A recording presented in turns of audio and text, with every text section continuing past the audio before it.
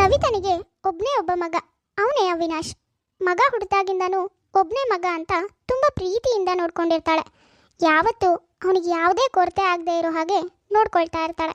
ಅವಿನಾಶ್ಗೆ ಮೊದಲಿಂದಾನು ತಾಯಿ ಅಷ್ಟು ಮುದ್ದಾಗಿ ನೋಡ್ಕೊಂಡಿರೋದ್ರಿಂದ ಕಷ್ಟ ಅನ್ನೋದು ಏನು ಅನ್ನೋದೇ ಗೊತ್ತಿರಲ್ಲ. ಬೇಕು ಅಂದಾಗೆಲ್ಲ ತಾಯಿನೇ ಹಣ ಕೊಡ್ತಾ ಇದ್ಲು. ಇವನಿಗೆ ತನಗೇನು ಬೇಕೋ ಅದನ್ನೆಲ್ಲ ಮಾಡ್ತಾ ಇದ್ದ. ಆದರೆ ಇವಾಗ ಅವಿನಾಶ್ ಮದುವೆ ವಯಸ್ಸಿಗೆ ಬಂದಿದ್ದಾನೆ. ಆದರೂ ಕೂಡ ಮನೆ, ತಂದೆ ತಾಯಿ ಅನ್ನೋ ಯಾವುದೇ ಜವಾಬ್ದಾರಿನೂ ಇಲ್ಲ. ಲೋ ಅವಿ, 24 ಗಂಟೆನೂ ಮನೇಲೆ ಕೂತಿರ್ತೀಯಲ್ಲೋ. ಕಾಲೇಜೆಲ್ಲ ಮುಗಿಯೋವರೆಗೂ ಅಂತೂ ನಿನ್ನನ್ನು ನಾವೇ ಸಾಕಿದ್ವಿ. ನೀನು ಇವಾಗಲಾದರೂ ನಮ್ಮನ್ನು ಸಾಕಬೇಕು ಅನ್ಸಲ್ವೇನೋ? ಏನಾದರೂ ಒಂದು ಕೆಲಸ ಅಂತ ಹುಡ್ಕೊಳಕ್ಕಾಗಲ್ವಾ ನಿನಗೆ? ಅದು ಬಿಟ್ಟು ನಿನ್ನ ಕೆಲ್ಸಕ್ಕೆ ಬರ್ದಿರೋ ಫ್ರೆಂಡ್ಸ್ ಜೊತೆಗೆ ಸುತ್ತಾ ಇರ್ತೀಯ. ಬೆಳಗಾದ್ರೆ ಸಾಕು ಅವ್ರ ಜೊತೆಗೆ ಸುತ್ತೋಕೆ ಹೋಗ್ತೀಯ, ಸಂಜೆ ಆದರೆ ಹಂಡೆಗಟ್ಲೆ ಕೂಡ್ಕೊಂಡು ನಿನಗೂ ನಿಂತ್ಕೊಳ್ಳೋಕೆ ಶಕ್ತಿ ಇಲ್ದಿರೋ ಸ್ಥಿತಿನಲ್ಲಿ ಮನೆಗೆ ಬರ್ತೀಯ. ಅಮ್ಮ, ಏನಿವರು ಬೆಳಗ್ಗೆ ಬೆಳಗ್ಗೆನೆ ಸುಪ್ರಭಾತ ಶುರು ಮಾಡಿದಾರಲ್ಲ, ಸುಮ್ಮನೆ ಇರಕ್ಕೆ ಹೇಳಮ್ಮ. ಅಲ್ವೋ ಅವಿ, ಅವ್ರು ಹೇಳ್ತಿರೋದು ನಿನ್ನೊಳ್ಳೋದಕ್ಕೆ ಅಲ್ವೇನೋ? ಸುಮ್ಮನೆ ಹೀಗೆ ಸುತ್ತಾಡೋ ಬದಲು ಏನಾದರೂ ಒಂದು ಕೆಲಸ ಹುಡ್ಕೋದಲ್ವೇನೋ? ಅಪ್ಪಂಗೂ ವಯಸ್ಸಾಯ್ತು, ಇನ್ನೂ ಅವರೇ ಮನೆ ಜವಾಬ್ದಾರಿ ನೋಡ್ಕೊಳಕ್ಕಾಗತ್ತಾ ಹೇಳು? ಕೆಲಸ ಮಾಡಿ ನೀನೇ ಸಂಪಾದನೆ ಮಾಡಿ ಈ ಮನೆ ನೋಡ್ಕೋಬೇಕಲ್ವೇನೋ? ಅಯ್ಯೋ, ಇಷ್ಟು ದಿನ ಅಪ್ಪ ಒಬ್ಬರೇ ತಲೆ ತಿಂತಾ ಇದ್ರು, ಆದರೆ ಇವಾಗ ನೀನು ಶುರು ಮಾಡ್ಕೊಂಡ್ಬಿಟ್ಯಾ? ಇಲ್ಲೇ ಇದ್ರೆ ನನ್ನ ತಲೆ ಕೆಡಿಸ್ಬಿಡ್ತೀರಾ. ನಾನು ಹೊರಗಡೆ ಹೋಗ್ತೀನಿ, ನಿನ್ನ ಪರ್ಸಿಂದ ಹಣ ತಗೊಂಡಿದ್ದೀನಿ. ಅರೆ ನಿಂತ್ಕೊಳ್ಳೋ ಅವಿ. ಛೇ, ಎಲ್ಲ ನಿನ್ನಿಂದನೇ ಕಣೆ. ಒಬ್ನೇ ಮಗ ಅಂತ ತಲೆ ಮೇಲೆ ಇಟ್ಕೊಂಡು ಬೆಳೆಸೋದಿಯಲ್ಲೇ, ಅದಕ್ಕೆ ನೋಡು ಇವಾಗ ನಿನ್ನ ಮಾತನ್ನು ಕಾಲು ಕಸ ಮಾಡ್ಕೊಂಡು ಹೋದ. ಮುಂದೆ ಇವನು ನಮ್ಮಿಬ್ರು ನೋಡ್ಕೊಂಡಾಗೆ ನೋಡ್ಕೊಳ್ತಾನೆ ಅಂತ ನಾನು ಮಾತ್ರ ನಂಬಲ್ಲ. ರೀ, ಯಾಕ್ರಿ ಹೀಗೆ ಹೇಳ್ತೀರಾ? ಏನೋ ಒಂದು ಸ್ವಲ್ಪ ಜವಾಬ್ದಾರಿ ಕಡಿಮೆ, ಹಾಗಂತ ಏನು ಯಾವಾಗಲೂ ಹೀಗೆ ಇರ್ತಾನ ಹೇಳಿ? ಮದುವೆ ಅಂತ ಒಂದು ಮಾಡಿದ್ರೆ ಆಮೇಲೆ ಎಲ್ಲನೂ ಸರಿಯಾಗತ್ತೆ. ಇದೇನೇ ಹೇಳ್ತಿದ್ಯಾ ಸವಿತಾ ನೀನು? ಅವನ್ನ ನೋಡ್ತಿದ್ಯಾ ತಾನೆ? ಸ್ವಲ್ಪನೂ ಮನೆ ಮಠ ಅನ್ನೋ ಜವಾಬ್ದಾರಿನೇ ಇಲ್ಲ ಅಂಥವನಿಗೆ ಯಾರೇ ಹುಡುಗಿ ಕೊಡ್ತಾರೆ? ಹುಡುಗಿ ಕೊಟ್ರು ಇವನು ಅವಳನ್ನ ಸಾಕ್ತಾನೇನೆ.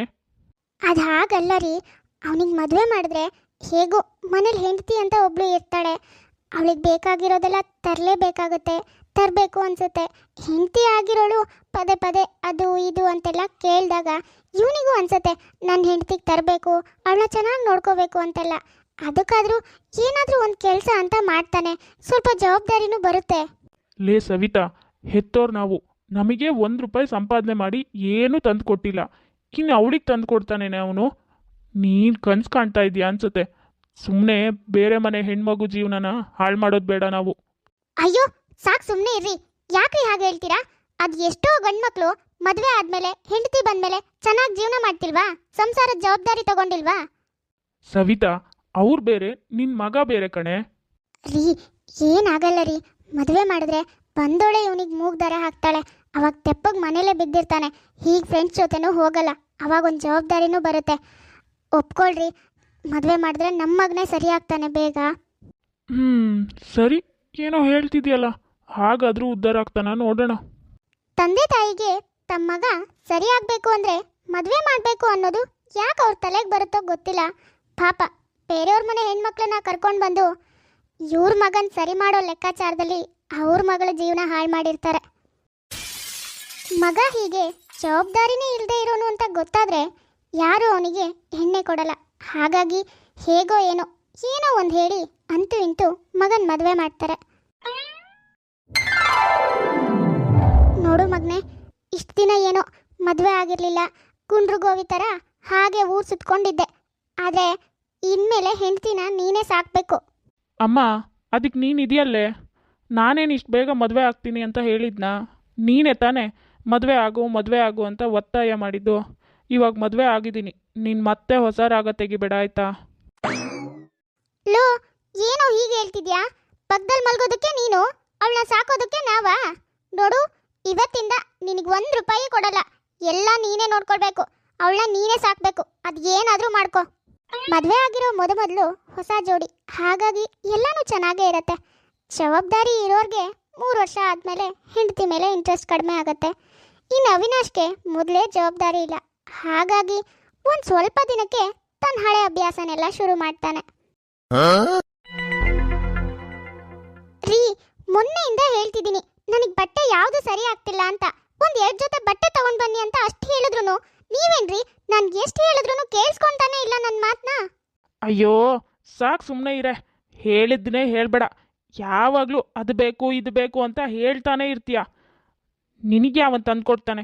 ಮದುವೆ ಆಗಿ ತಪ್ಪು ಮಾಡಿಬಿಟ್ಟೆ. ನಾನು ಸುಮ್ಮನೆ ಇರಬೇಕಿತ್ತು, ಯಾರು ಕಿರಿಕಿರಿ ಇಲ್ದೇನೆ ಆರಾಮಾಗಿದ್ದೆ. ಆದರೆ ನೀನು ನನ್ನ ಲೈಫ್ನಲ್ಲಿ ಬಂದು ತಿನ್ನಾಲು ತಲೆ ಕೆಡಿಸ್ತಿದ್ಯಾ. ಏನ್ರಿ ಹೇಳ್ತಾ ಇದ್ದೀರಾ ನೀವು? ಆ ಮಾತನ್ನ ನಾನು ಹೇಳ್ಬೇಕು. ನಿಮ್ಗೇನು ನಿಮ್ಮ ತಂದೆ ತಾಯಿ ಜೊತೆಗೆ ಆರಾಮಾಗೇ ಇದ್ದೀರಾ, ಆದ್ರೆ ನಾನೇ ತಾನೇ ನಿಮ್ಮನ್ನ ನಂಬಿ ಎಲ್ರೂ ಬಿಟ್ಟು ಬಂದಿರೋದು. ಹೀಗೆ ಹೆಂಡತಿ ನೋಡ್ಕೊಳ್ಳೋ ಯೋಗ್ಯತೆ ಇಲ್ದಿರೋರಿಗೆ ಮದುವೆ ಯಾಕ್ರಿ ಬೇಕಿತ್ತು? ಮದುವೆ ಆಗಲ್ಲ ಅಂತ, ಹೆಂಡತಿ ಸಾಕೋಕ್ ನನಗೆ ಯೋಗ್ಯತೆ ಇಲ್ಲ ಅಂತ ಅವತ್ತೇ ಹೇಳ್ಬೇಕಿತ್ತು. ನಾನೇ ಈ ಮದುವೆ ಬೇಡ ಅಂತ ಹೇಳ್ತಾ ಇದ್ದೆ. ಏನೇಲೆ ನನಗೆ ಎದುರು ಮಾತಾಡ್ತೀಯಾ? ಎಷ್ಟೇ ಧೈರ್ಯ ನಿನಗೆ? ನಾನೇ ನಿನ್ನಪ್ಪನ ಮನೆ ಆಸ್ತಿ ತಿಂತಾ ಇದ್ದೀನಾ ಅಥವಾ ನಿನ್ನಪ್ಪನ ಮನೆ ಅನ್ನ ತಿಂತಿದ್ದೀನಾ? ಏನಾಗಿದೆಯೋ ನಿನಗೆ? ಆ ಹುಡುಗಿ ಮೇಲೆ ಕೈ ಮಾಡ್ತಿದ್ಯಲ್ಲ, ತಲೆಗಿಲೆ ಕೆಟ್ಟಿದ್ಯೇನೋ? ಎಲ್ಲ ನಿಮ್ಮಿಂದನೇ ಆಗಿರೋದು. ಇವಳನ್ನ ನನಗೆ ಗಂಟು ಹಾಕಿದ್ರಲ್ಲ, ದಿನ ಬೆಳಗಾದ್ರೆ ಸಾಕು ಅದು ತಗೊಂಡು ಬನ್ನಿ ಇದು ತಗೊಂಡು ಬನ್ನಿ ಅಂತ ಹಿಂಸೆ ಮಾಡೋದಲ್ದೆ ನನ್ನ ಯೋಗ್ಯತೆ ಬಗ್ಗೆ ಮಾತಾಡ್ತಾಳೆ. ಇವಳಿಂದ ನನಗೆ ಈ ಮನೇಲಿ ನೆಮ್ಮದಿನೇ ಇಲ್ದಿದ್ದಂಗಾಗಿದೆ. ಛೇ! ಅಮ್ಮ ಬಾನು, ನೀನೇನು ಬೇಜಾರು ಮಾಡ್ಕೊಳ್ಬೇಡಮ್ಮ. ಏನು ಬುದ್ಧಿ ಕೆಟ್ಟು ಹಾಗೆಲ್ಲ ಮಾತಾಡ್ದ. ಅವನಿಗೆ ನಾನು ಬುದ್ಧಿ ಹೇಳ್ತೀನಿ, ನೀನೇನು ಬೇಜಾರು ಮಾಡ್ಕೋಬೇಡ. ಬಾನು ಅವಳ ತವ್ರ ಮನೆಯಲ್ಲಿ ತನ್ನ ತಂದೆ ತಾಯಿ ಜೊತೆ ನೆಮ್ಮದಿಯಾಗಿ ಈ ಜಗಳ ಹೊಡೆದಾಟ ಯಾವುದೂ ಇಲ್ಲದೇನೆ ಖುಷಿ ಖುಷಿಯಾಗಿ ಬೆಳೆದಿರೋ ಹುಡುಗಿ. ಆದರೆ ಗಂಡನ ಮನೆಯಲ್ಲಿ ಗಂಡನ ಈ ವರ್ತನೆ ನೋಡಿ ಆಕಾಶನೇ ತಲೆ ಮೇಲೆ ಬಿದ್ದ ಹಾಗೆ ಕೂಗ್ ಹೋಗ್ತಾಳೆ. ಹೀಗೆ ಪ್ರತಿದಿನನೂ ನಡೀತಾ ಇರತ್ತೆ. ಅವಿನಾಶ್ ತನಗೆ ಬೇಕಾದಾಗ ಹೆಂಡತಿ ಹತ್ರ ತುಂಬ ಪ್ರೀತಿಯಿಂದ ಬರ್ತಿರ್ತಾನೆ. ಅವನ ಕೆಲಸ ಎಲ್ಲ ಮುಗಿದ್ಮೇಲೆ ಹೆಂಡತಿನ ತುಂಬ ಕಾಲು ಕಸದಾಗಿ ನೋಡ್ತಾ ಇರ್ತಾನೆ. ಅವಳು ಬೇಕು ಬೇಡ ಯಾವುದನ್ನು ಅವನು ತಲೆಗೆ ಹಾಕೊಳ್ತಾನೆ ಇರಲ್ಲ. ಇದನ್ನೆಲ್ಲ ನೋಡಿ ನೋಡಿ ಭಾನುಗೆ ತುಂಬಾ ಬೇಜಾರಾಗಿರುತ್ತೆ. ಇದೆಲ್ಲ ಬಿಟ್ಟು ತವ್ರ ಮನೆಗೆ ವಾಪಸ್ ಹೋಗೋಣ ಅನ್ನಿಸ್ತಾ ಇರತ್ತೆ. ಆದರೆ ತವ್ರ ಮನೆಗೆ ಹೋದರೆ ಅವ್ರ ಮರ್ಯಾದೆ ಹಾಳಾಗುತ್ತೆ ಅನ್ನೋ ಕಾರಣಕ್ಕೆ ಇದನ್ನೆಲ್ಲ ಸಹಿಸ್ಕೊಂಡು ಗಂಡನ ಮನೆಯೇ ಇರ್ತಾಳೆ. ಹೀಗೆ ಕೆಲವು ದಿನ ಕಳೆಯುತ್ತೆ. ಒಂದಿನ ರಾತ್ರಿ ಸವಿತಾ ಮತ್ತೆ ಸವಿತನ್ ಗಂಡ ಊರಿಗೆ ಹೋಗಿರ್ತಾರೆ. ಮನೇಲಿ ಭಾನು ಮತ್ತೆ ಅವಿನಾಶ್ ಇಬ್ಬರೇ ಇರ್ತಾರೆ. ಇದೇನ್ರಿ ಇದು? ನ್ಯಾಪ್ಕಿನ್ ತಗೊಂಡ್ ಬನ್ನಿ ಅಂತ ಹೇಳಿದ್ರೆ ಕುಡ್ಕೊಂಡು ಹಾಗೆ ಬಂದಿದ್ದೀರಲ್ಲ. ಏ ಹೋಗೆ, ಯಾವಾಗಲೂ ಅದು ಇದು ಅಂತಾನೆ ಇರ್ತೀಯಲ್ಲೇ. ನಾನೇ ನಿನ್ನ ಸಾಕ್ತೀನಿ ಅಂತ ಅಗ್ರಿಮೆಂಟ್ ಮಾಡ್ಕೊಂಡಿದ್ದೀನೇನೆ. ನೋಡೆ, ನಿನ್ನ ಪಾಡಿಗೆ ಇರೋದಾದರೆ ಇರು, ಇಲ್ಲ ಅಂದರೆ ಸುಮ್ಮನೆ ಹೋಗ್ತಾ ಇರು. ಶನಿ ಒಕ್ಕರ್ಸ್ಕೊಂಡು ಹಾಗೆ ನನ್ನ ಜೀವನಕ್ಕೆ ಬಂದು ಒಕ್ಕರ್ಸ್ಕೊಂಡಿದ್ಯಲ್ಲೇ. ಹೋಗೆ ಆ ಕಡೆ. ನಿಮಗೆ ಕುಡ್ಕೊಂಡು ಮನೆಗೆ ಬರೋದಕ್ಕೆ ಹಣ ಇರುತ್ತೆ, ನಾನು ಕೇಳಿರೋ ಒಂದು ವಸ್ತು ತರೋದಕ್ಕೆ ಹಣ ಇರಲ್ಲ ಅಲ್ವಾ? ಛೇ, ನನ್ನ ಗ್ರಹಚಾರ ಸರಿ ಇಲ್ದೇನೆ ನಿಮ್ಮಂತ ಕುಡ್ಕನ್ನ ಮದುವೆ ಆದೆ. ಥೂ, ನಿಮ್ಮ ಜನ್ಮಕ್ಕೆ ಹೆಂಡತಿನ ಸಾಕೋಕ್ಕಾಗದೇ ಇದ್ರೂ ಪರವಾಗಿಲ್ಲ, ಹಂಡೆಗಟ್ಲೆ ಕುಡ್ಕೊಂಡು ಬರೋಕ್ಕಾಗತ್ತೆ. ನನ್ನ ಬಗ್ಗೆನ ಕೇವಲವಾಗಿ ಮಾತಾಡ್ತೀಯೇನೆ? ಇದೆಲ್ಲ ಯಾವನ ನಿನ್ನ ತಲೆಗೆ ತುಂಬಿದ್ದು? ಅವಿನಾಶ್ ಕುಡ್ದಿರೋ ಅಮಲ್ನಲ್ಲಿ ಭಾನುಗೆ ಬಾಯಿಗೆ ಬಂದಾಗೆಲ್ಲ ಬೈದು ಹೊಡೆದು ರಂಪ ಮಾಡ್ತಾನೆ. ಯಾವತ್ತೂ ಈ ಜಗಳ ಹೊಡೆದಾಟ ಯಾವುದನ್ನು ನೋಡದೇ ಇದ್ದಿದ್ದ ಭಾನುಗೆ ತನ್ನ ಗಂಡನ ಮನೇಲಿ ಗಂಡ ತನ್ನ ಜೊತೆ ಮಾಡೋ ವರ್ತನೆ ನೋಡಿ ಮನಸ್ಸಿಗೆ ತುಂಬಾ ನೋವಾಗುತ್ತೆ. ಹಾಗಂತ ಗಂಡನ ಜೊತೆ ಇರೋದಕ್ಕೂ ಆಗಲ್ಲ, ಗಂಡನ ಬಿಟ್ಟು ತವರಿಗೆ ಹೋಗೋದಕ್ಕೂ ಆಗಲ್ಲ. ಏನು ಮಾಡಬೇಕು ಅಂತಾನೆ ಗೊತ್ತಾಗದೆ ಕೊನೆಗೆ ಸಾಯೋ ನಿರ್ಧಾರ ಮಾಡ್ತಾಳೆ.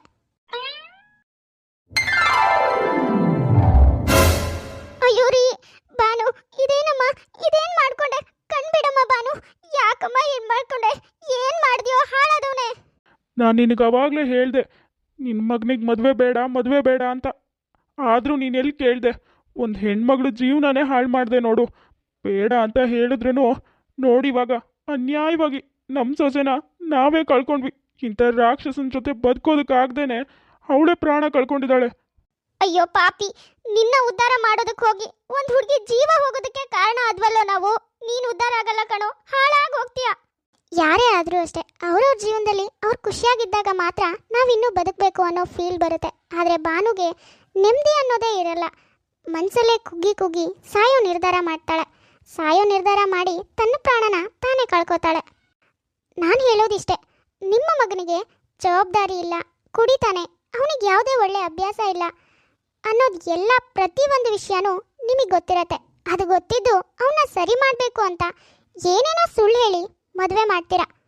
ನಿಮ್ಮಿಂದಾನೇ ಸರಿಯಾಗದೇ ಇರೋ ಮಗ ಮದುವೆ ಆದಮೇಲೆ ಹೆಂಡತಿಯಿಂದ ಸರಿಯಾಗ್ತಾಳೆ ಅಂತ ಅದು ಹೇಗೆ ಅನ್ಕೋತೀರಾ? ನೀವು ತಪ್ಪು ಕಲ್ಪನೆ ಮಾಡಿಕೊಂಡು ಮಾಡೋ ಮದುವೆಯಿಂದ ಬೇರೊಂದು ಮನೆ ಹೆಣ್ಮಗಳ ಜೀವನ ಹಾಳಾಗುತ್ತೆ. ನಿಮ್ಮ ಮಕ್ಕಳು ಸರಿಯಾಗದೇ ಇದ್ರೂ ಚಿಂತೆ ಇಲ್ಲ, ಬೇರೆಯವ್ರ ಮನೆ ಹೆಣ್ಮಕ್ಳ ಜೀವನನ ಯಾವತ್ತೂ ಹಾಳು ಮಾಡಬೇಡಿ. ಮಕ್ಕಳನ್ನ ಬೆಳೆಸುವಾಗಲೇ ಕಷ್ಟ ಸುಖ ತಪ್ಪು ಸರಿಗಳ ಪರಿಚಯ ಮಾಡಿಸಿ ಅವಾಗ ದೊಡ್ಡವರಾದ್ಮೇಲೆ ಅವ್ರನ್ನ ನೀವು ಮತ್ತೆ ತಿದ್ದೋ ಅವಶ್ಯಕತೆ ಬರೋದಿಲ್ಲ. ಯಾಕೆ ಅಂದರೆ ತಪ್ಪು ಯಾವುದು ಸರಿ ಯಾವುದು ಕಷ್ಟ ಸುಖ ಇದ್ರ ಅರಿವು ಮೊದಲೇ ಅವರಿಗಿರತ್ತೆ. ರಂಜು ಅನ್ನೋರು ಕಮೆಂಟ್ ಮಾಡಿದರು ಅವ್ರ ಮಗನ ಬರ್ಡೇ ವಿಶ್ ಮಾಡಿ ಅಂತ. ವಿಶ್ ಹ್ಯಾಪಿ ಬರ್ಡೇ, ಯಾವಾಗಲೂ ಹ್ಯಾಪಿಯಾಗಿರಿ. ಹಾಗೆ ದಿವ್ಯಾ ಶೆಟ್ಟಿ ಅನ್ನೋರು ಕಮೆಂಟ್ ಮಾಡಿದರು ಅವ್ರದ್ದು ಬರ್ಡೇ ಇವತ್ತಂತೆ, ವಿಶ್ ಮಾಡಬೇಕಂತೆ. ಹಾಯ್ ದಿವ್ಯಾ, ಹೇಗಿದ್ದೀರಾ? ವಿಶ್ ಹ್ಯಾಪಿ ಬರ್ಡೇ, ಯಾವಾಗಲೂ ಖುಷಿ ಖುಷಿಯಾಗಿರಿ. ಹಾಗೆ ಹನುಮಂತ್ ಅನ್ನೋರು ಕಮೆಂಟ್ ಮಾಡಿದರು ಹಾಯ್ ಹೇಳಿ ಅಂತ. ನನಗೆ ನಿಮ್ಮ ಹೆಸರು ಕರೆಕ್ಟಾಗಿ ಗೊತ್ತಾಗಿಲ್ಲ. ಹಾಯ್, ಹೇಗಿದ್ದೀರಾ? ನೋಡಿದ್ರಲ್ಲ ವೀಕ್ಷಕರೇ, ಇವತ್ತಿನ ನಮ್ಮ ವಿಡಿಯೋ ಸ್ವಲ್ಪನಾದರೂ ಇಷ್ಟ ಆಗಿದ್ರೆ ಪ್ಲೀಸ್ ನಮ್ಮ ಚಾನಲ್ನ ಸಬ್ಸ್ಕ್ರೈಬ್ ಮಾಡ್ಕೊಳ್ಳಿ, ಲೈಕ್ ಮಾಡಿ, ಶೇರ್ ಮಾಡಿ, ಹಾಗೆ ಕಮೆಂಟ್ ಮಾಡಿ. ತುಂಬ ಜನ ಹಾಗೆ ವಿಡಿಯೋಸ್ ನೋಡ್ತಾ ಇದ್ರೆ, ಯಾರ್ಯಾರು ಹಾಗೆ ವಿಡಿಯೋಸ್ ನೋಡ್ತಾ ಇದ್ರೆ ದಯವಿಟ್ಟು ಸಬ್ಸ್ಕ್ರೈಬ್ ಮಾಡ್ಕೊಳ್ಳಿ. ಸರಿ ವೀಕ್ಷಕರೇ, ನಾನಿನ್ನೇ ಹೊರಡ್ತೀನಿ. ನೆಕ್ಸ್ಟ್ ವಿಡಿಯೋದಲ್ಲಿ ಮತ್ತೆ ಸಿಗೋಣ.